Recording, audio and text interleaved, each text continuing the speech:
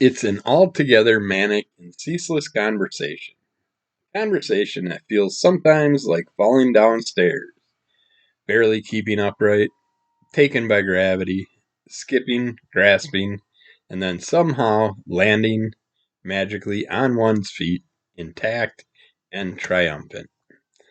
Hello and welcome to another episode of Under the Cult of MS, the MS editions. I haven't done one of these in a while, so I figured I should get on and just get anybody that's interested updated on what's up, and then talk about some oddball stuff. And for starters, I ended up getting a stomach bug about a week and a half ago, which I usually don't get the weird stomach bugs, flus, cold, coughs, things like that, which my wife gets. I usually don't catch them from her either, but I'll get the diseases, the minor things I usually don't get hit with. But it hit me and it knocked me out for a while. I tried Pepto-Bismol. I basically got hit about 2:30 in the morning with the bug. Severe stomach pains. Followed the wife to work when she went to work and had her grab me a Pepto-Bismol. Tried that 3 times throughout the day, and that just ended up with me vomiting. So I called the doctor, went in, hoping I'd get some type of antibiotic or something, but instead they gave me diclomine, which is used to treat gastrointestinal spasms and irritable bowel system. And then they gave me ondansetron, which is used to treat upset stomach and throwing up. And it pretty much beer pains away, but still had the funky stomach, like something was crawling around inside me. But after about a week, it started to go away. Last night I thought it was almost coming back. It's like I was laying in bed and I was starting to have some weird pains. Thankfully, it didn't amp up throughout the night. I'm pretty sure I mentioned that I went in for lymphedema management therapy, and 2 wonderful doctors with that. They did an awesome job. Basically, it's like my legs were hardening and turning black and blue from the knee down. Mainly just the left leg, the one that's all chopped up. So I used compression stuff, and that helped with the swelling, but the black and blueness just kept getting bigger and bigger, and hardness would get bigger and then lighter. Oh, I got him. My plug and cable. This battery's dying on the computer. That's not a good thing. But because of all that hardening and stuff, I got worried because in my family I lost 2 uncles. Oh, 3, I think.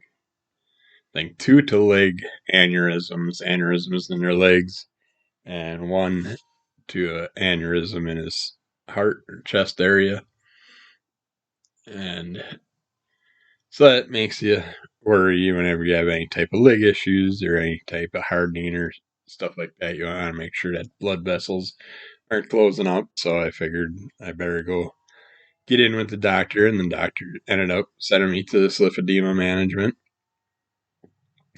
which basically phase 1 takes you through about 4 weeks, maybe longer if your swelling continues, but my swelling went down awesomely pretty quick. Excuse me. Got raspy throat. Can't ever get rid of this damn thing. You just start sucking on a lemon before I do a show. But so in order to reduce the swelling, we used bandages and kind of like a sock that goes over, and then wrap the bandages around the sock in a certain way. I'm not going to give out all the stuff because you should go to the doctor yourself if you have this issue and get it done the right way, because everybody can be different. They can have to do certain things a certain way. Might need more or less wraps depending on what condition you're in and stuff like that. But I had to wear compression bandages for at least 23 hours a day. I wore them 2 to 3 days straight. Then when I took a shower, I'd take them off, take a shower, let the legs have a break from them, then rewrap them about an hour or so after the shower. Uh, then we also had a home program of certain exercises and massages you have to do that I followed daily. Those exercise, that routine, the starting routine, you had to do like 3 to 4 times a day. So I did that along with the mini manual lymph drainage that came with it. Uh, that was all part of the beginning phase 1 program, and then phase 2 was the transition phase, which lasts about 5 months, where you wear compression stockings during the day and the compression bandages at night. Or if you're like me, I just leave the bandages on still for 2 days at a time on average, and then sit there, and when I take a shower, I'll leave the compression stocking on until that night, and then do the bandages again, because you don't want to wear compression stockings at night. You can cut off circulation and cause damage.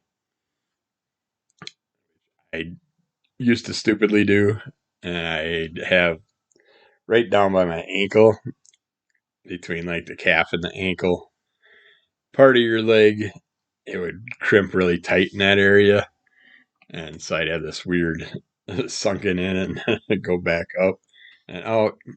So I learned that you're not supposed to wear those at night. But for the next 5, 6 months or the rest of my life now, I will wear the compression stockings during the day and the bandages at night. And then if I take a break from it for a bit, just keep an eye on it. And if it starts to puff up, I'll sit there and jump right back into the routine. But I'll pretty much stay on it regularly. Just once in a while, you just want that normalcy. Going to bed at night without anything on your legs, especially when you have MS and you're numb from the ribs to the toes. Get that weird feeling having wrapped legs, and then in the summertime coming up, it's going to get really hot, and that's going to set off other issues. It's kind of messed with my gait, my walking, my pain in my lower extremities has increased when I wear the bandages, but it helped with all the other stuff, and the black and blueness is going down, and that's what I care about the most. Get rid of that hardening and stuff, and see what happens. See how well we can do with it. But then we have a new lymph drainage program and exercise thing that we um, follow now.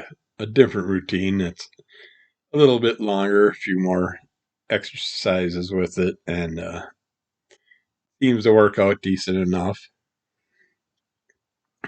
And then after that, it's got to keep going, moving forward, compression stockings during the day, and then nothing at night, just keep an eye on it. But we will see what happens. I got released from the therapy, so yesterday was my last day of that, so I don't have to worry about that anymore. It was nice going to see my doctors and them helping me out. They were awesome with everything.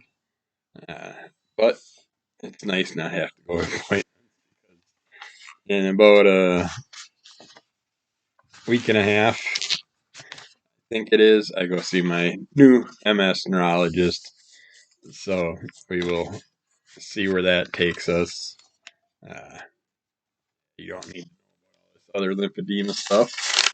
If you do have puffy legs, hardening of the legs, bruising of the legs, definitely check with your doctor. See if you can get in one of those programs.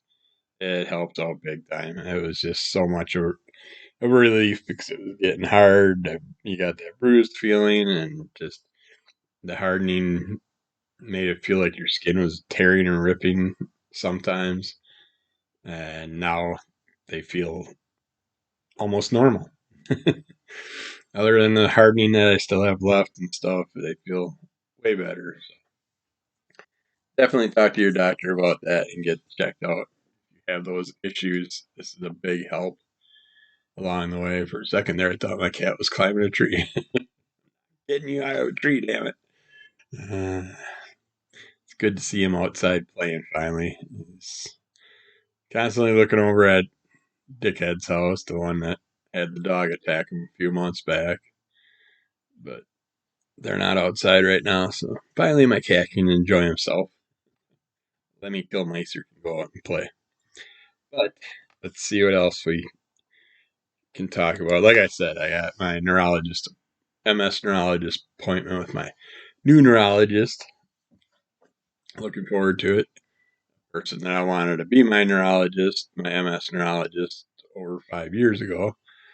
Probably closer to like 8 years ago, 7 years ago. I looked them up originally, but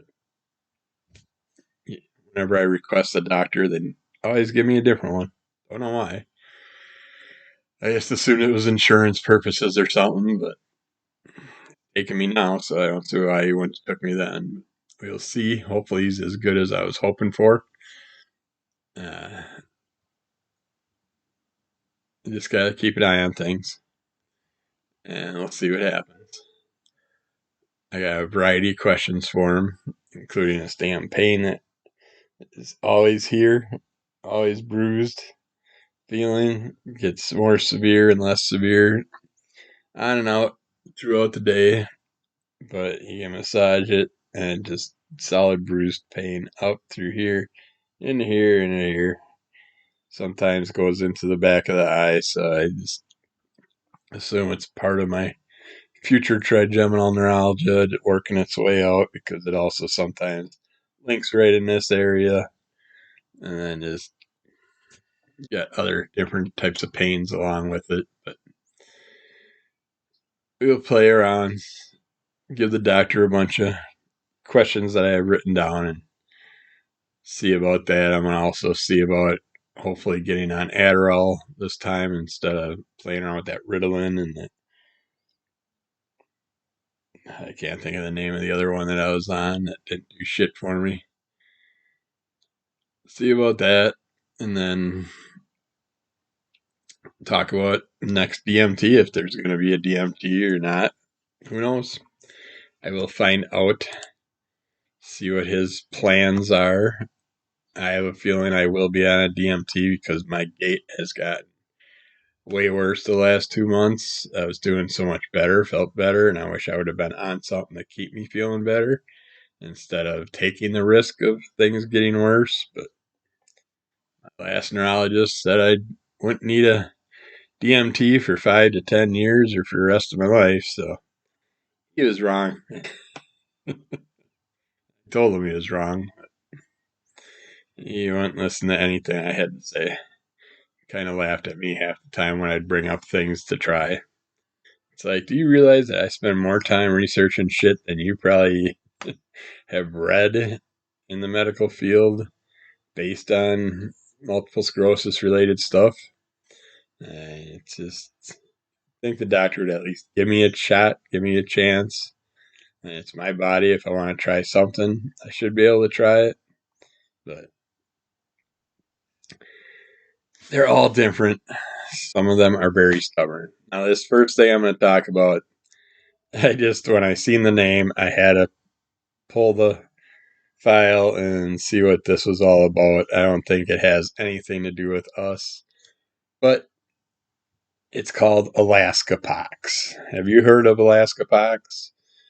Uh, it's like an older adult with an underlying medical condition died in Alaska as a result of infection due to Alaskapox virus. This is the seventh case of Alaskapox in the state, but the first death. The Alaskapox virus has been most commonly identified in small mammals, but may also be spread from wild animals to people by domestic pets such as cats and dogs. Like, so something or someone ate something they shouldn't have, and it got passed on through that way. Alaskapox is a type of orthopox virus found mainly in small mammals. According to state officials, no human-to-human transmission of Alaskapox virus has been documented.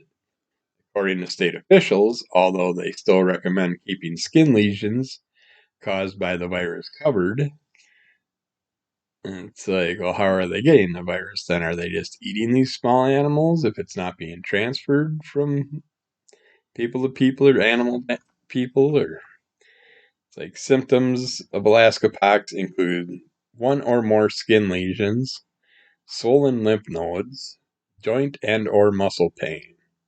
I got all three of those. Do I have Alaskapox? Let's see. A man with compromised immunity died after developing Alaskapox. The man was treated with intravenous IVs, an antiviral approved for the treatment of human smallpox disease, an IV vaccinia immunoglobulin, which is a treatment for complications of smallpox vaccination, and an oral brincidofovir, which is a treatment for human smallpox disease. About 1 week into treatment, the man's symptoms initially improved. However, during his time in long-term care, his condition worsened and he experienced delayed wound healing, malnutrition, acute kidney failure, and respiratory failure. He died at the end of January. A cat may have caused fatal Alaskapox infection. According to state health officials, Alaskapox virus has been most commonly identified in red-backed bulls and shrews. However, the virus may be more widespread in small mammal populations, and undiagnosed infections may have occurred in people, they said. So, yeah. The man reported that he cared for a stray cat that hunted small mammals and frequently scratched them. About 1 month prior to the appearance of his rash, the man had a significant cat scratch near his right armpit. So you gotta watch for those things if they're running around. But yeah, in order to avoid it, wash your hands with soap and running water. Keep your distance from wildlife. Don't pet or feed wildlife. Don't touch or pick up dead animals with your bare hands. Before spending time outdoors, learn about its wildlife, such as biting insects, spiders, venomous snakes, and diseases that wildlife may be carrying. Keep pets safe around wildlife. But yeah, we don't have to worry about that. That does not have anything to do with us. We're not going to get that. We're not in Alaska at the moment. And they might get something eventually. You never know what they're going to drag up. Yeah. I seen you up there by the trees hunting the squirrels. Yeah. You get squirrel pox. But yeah. I just, when I seen that name, I had to find out more about it. See what it was all about. I don't think we have to worry about that. Since I just dealt with a ton of nausea and stuff, and other people might get the flu, it's that time of season for those type of things. You might get a stomach bug that's out there or something. You have to get rid of nausea. Here's some natural ways to do it. Of course, ginger. They got those ginger candies you can pick up and stuff. I got a bag that I'll probably have for the rest of my life. So you're not going to eat them because they're not enjoyable to eat. But you eat them when you need them, when you're nauseous. So I keep a bag of those on hand, the ginger candies that you can suck on or whatever, and help with that stomach nausea. But a daily dose of ginger may be an effective alternative to anti-nausea medications in a variety of situations, including during pregnancy and after chemotherapy. Pepper, Peppermint aromatherapy. Smelling peppermint oil at the onset of nausea may help reduce your symptoms. I love the aromatherapy oils. If it's heating season or even summertime, if you have a central air unit, just put a few drops of the oils that you enjoy on your air filter, and when it's blowing, it'll sit there and circulate through the house. Peppermint's also known to get rid of spiders, not get rid of, kind of like ward off spiders and stuff like that. So if you have lots of bugs and insects in your house, that might help with those things also, I've been told. Acupuncture and acupressure. Yeah, sorry about that. I'm trying to keep my microphone closed. My microphone stand disappeared. And while holding the cat, I got to stick my microphone in my pocket to keep it up by my face. But acupuncture and acupressure are two scientifically proven techniques to reduce nausea. Uh, there is an area in your arm, right about here, in this area, where you can stimulate. It's the Nelgion acupuncture point, also known as the P6 or inner frontier gate point. You can stimulate this nerve on your own by simply placing your thumb 2 finger widths down from your inner wrist between the two prominent tendons. Now you can feel those two main tendons, and right in between there. Use that point, and once you've located it, press down with your thumb for about 1 minute before repeating the same procedure on your other arm. Find that big heavy nerve and the one next to it, and then put your finger right in between it. I'm not nauseous right now, so it's not going to help me, but it's nice to know for the future. Lemon, citrusy smells, whether from a freshly cut lemon or from store-bought essential oils, may help reduce pregnancy-related nausea. Controlling your breathing, it's a big thing with the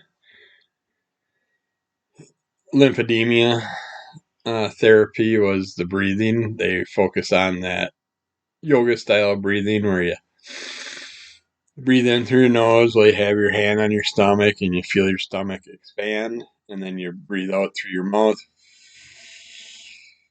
as your stomach sucks in. But when you breathe in through your nose, you should be breathing out 2 to 3 times longer out through your mouth. So if you like to count things, count it. Like if you go 5 seconds breathing in and go 10 to 15 seconds breathing out, you can always do a at the end, or just a big burst to get that extra couple seconds of breath out of you. But apparently the breathing out being longer benefits the body. Yeah, specific controlled breathing techniques are a free and effective home remedy for nausea. Use certain spices. Fennel powder may reduce menstrual symptoms, including nausea, and help people experience shorter periods. Cinnamon may decrease the severity of nausea that some people experience during menstruation. Cumin extract may help improve symptoms such as abdominal pain, nausea, constipation, and diarrhea in individuals with irritable bowel syndrome. I have cumin extract. No, I don't. I just got the cumin powder. Yeah.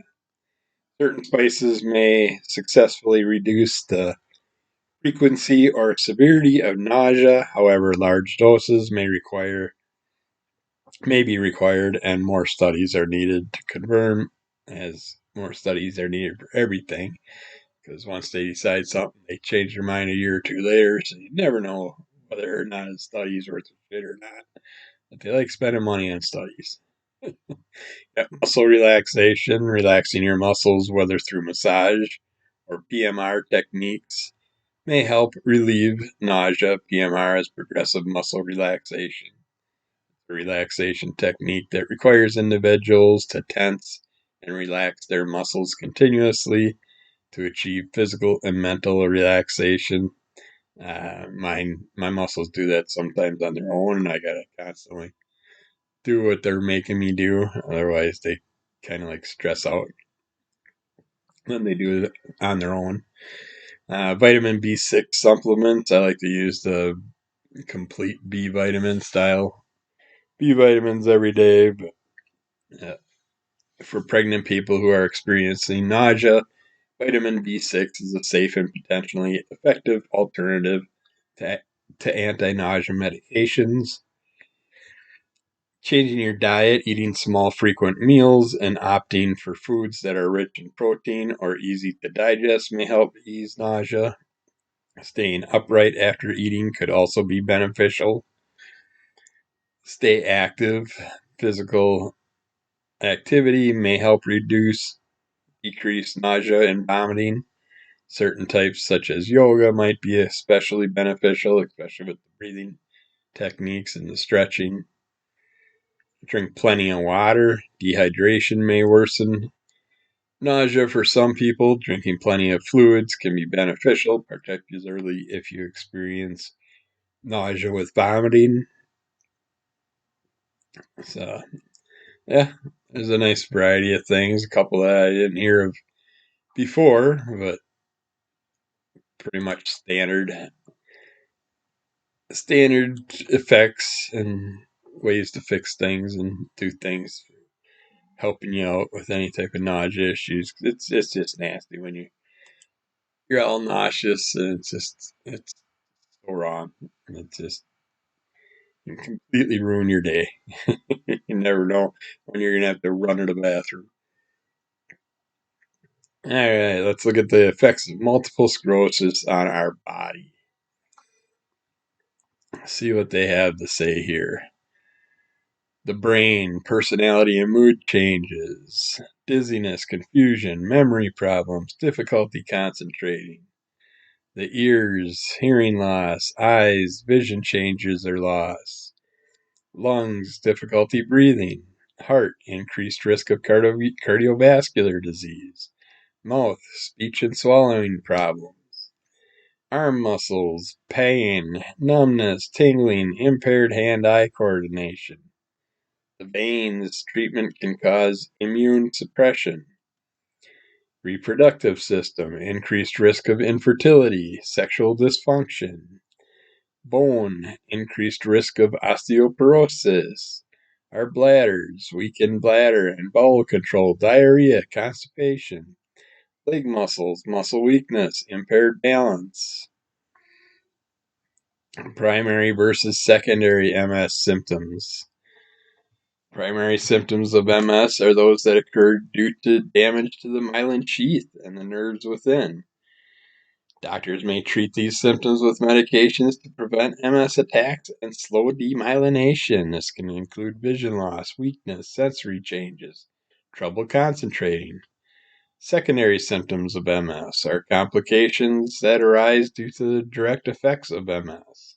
Examples include urinary tract infections that result from weak bladder muscles and a loss of muscle tone that results from an inability to walk.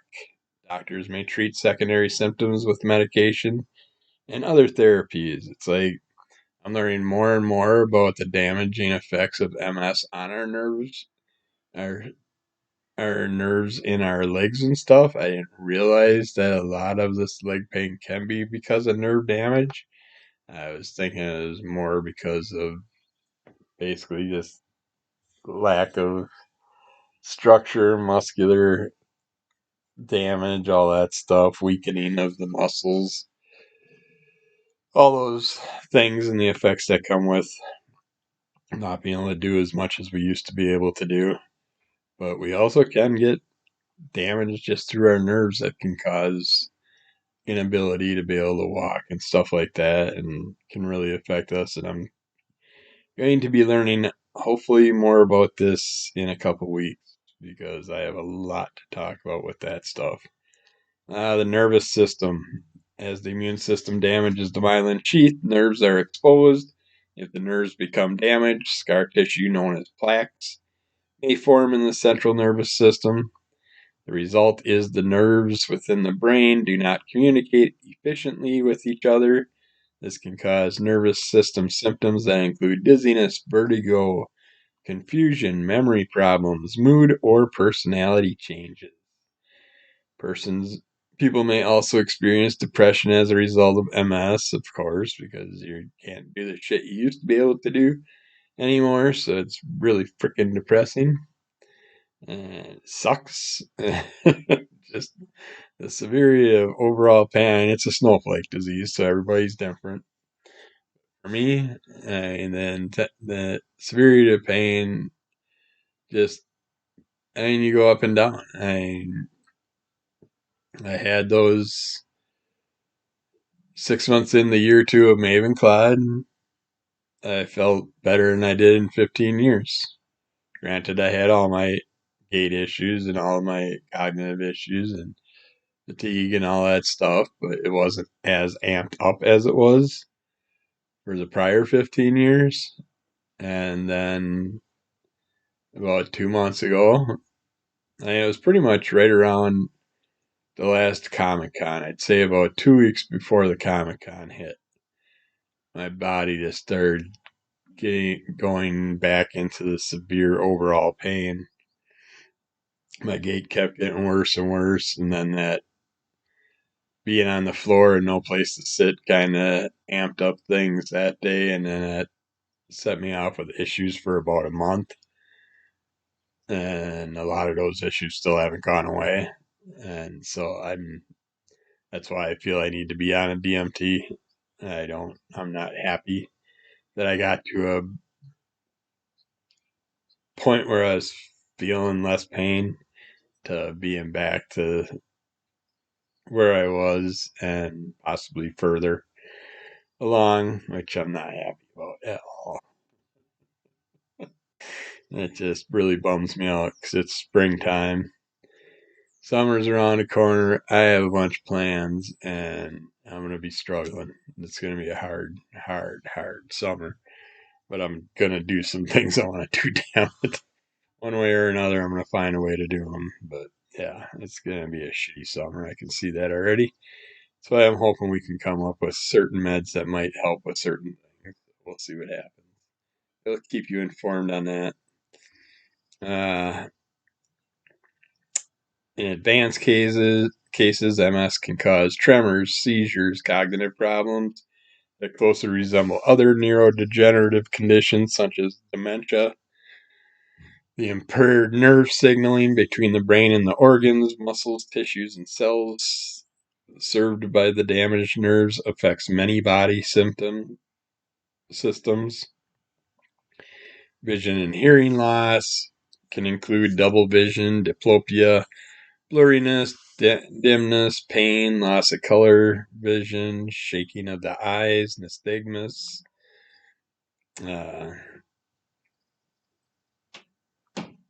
Speaking, swallowing, and breathing can include slurred words, difficulty articulating, disrupted speech pattern, trouble with volume control, stuttering, changes in pitch, nasal voice, hoarseness, or breathiness, which I get a lot of, so obviously we know where that's coming from.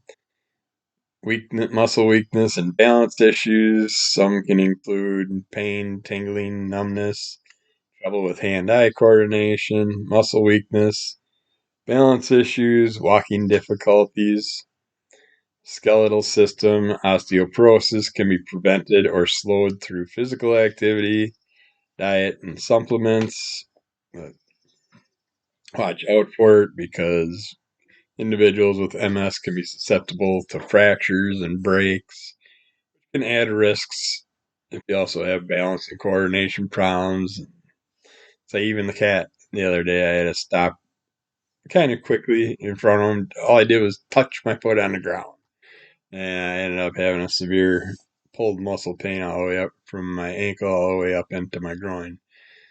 So I don't know why that little bit of movement caused that. But our immune system, MS is thought to be an immune-mediated disease. This means that the body's immune system mistakenly damages healthy nerve tissue, causing damage to the myelin sheath. Immune system activity seems to result in the inflammation responsible for many MS symptoms. Some symptoms may flare up during an MS attack and resolve when the episode ends. Some MS treatments involve medications and infusions that affect our immune cells to help slow the progression of the disease. However, drugs that suppress the immune system may make people more vulnerable to infections.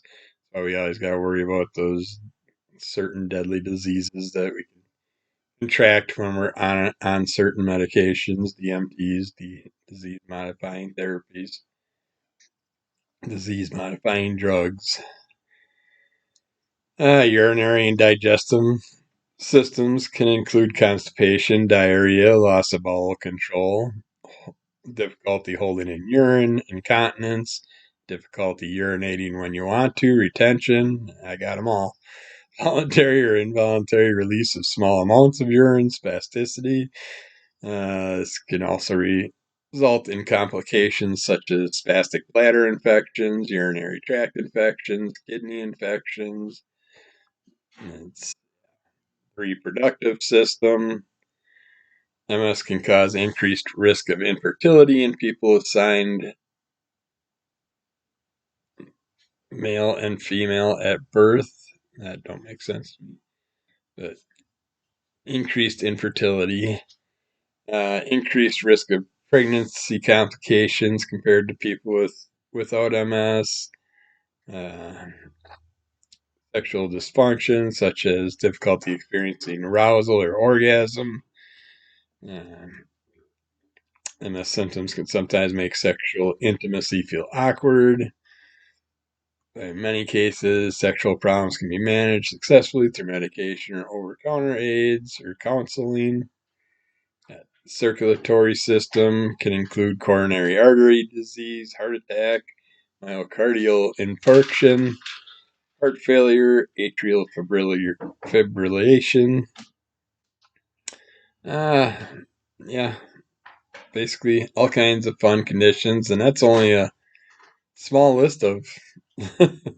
I can think of a lot more, but that we've talked about over the years. So just keep an eye on everything. Talk with your doctor. Let them know everything that's wrong with you, what's up, see what they can come up with, what options you have, and see what happens with it. And all we can do is try to live our best life and keep the freaking monster at bay and see what happens. But that's my update for this week, which it's been a while. I want to do at least one of these a week, but I just been kind of slacking with being sick and then having other issues and then trying to get other things done. And I'm getting there. I'm in about 5 years. Might get done what I wanted to get done in 2 months. But if you're an MSer, you'll understand just not getting through the things that we plan. It just never happens. It doesn't work out the way it's supposed to. But we'll let you know what happens with our MS appointment in a couple weeks. Uh, get you updated on that. Like I said, I'm released from the lymphedema therapy, so that's nice. I can just focus on that myself now. Do my daily workouts for that and get that all done and see if I can keep it at bay. And then spring is here. If the weather gets up near 60, I'll start doing a couple MS walking videos again. Get some of those out. But just gotta keep an eye out. Watch out for Under the Cult of MS at symbol Under the Cult of MS. We'll get you all the links to my YouTubes, Instagrams, all that stuff. Check those out. The Facebook page, I really don't do nothing on, and you're welcome to join. Once every 2 to 3 weeks, I might hop on just to see if there's anything I should look at. But I don't really post anything at all on there anymore. I should, maybe I will, but I don't know. I hate jumping back and forth from one Facebook to the other. I just use my regular one. So if you actually want to be in contact with me on Facebook, just look up Kevin Kleinhans. Uh, Kevin Klein with a Hans. Hans and Franz. Uh, but other than that, I can't think of anything else that I wanted to get out. But we'll get back to you again soon. So keep following us, rate, review, subscribe, tell a friend, like, help us out, help us get some followers, help us get our thing to the numbers that we need to, that we can get recognized by more people. And yeah, we'll get back with some more of these soon. Bye.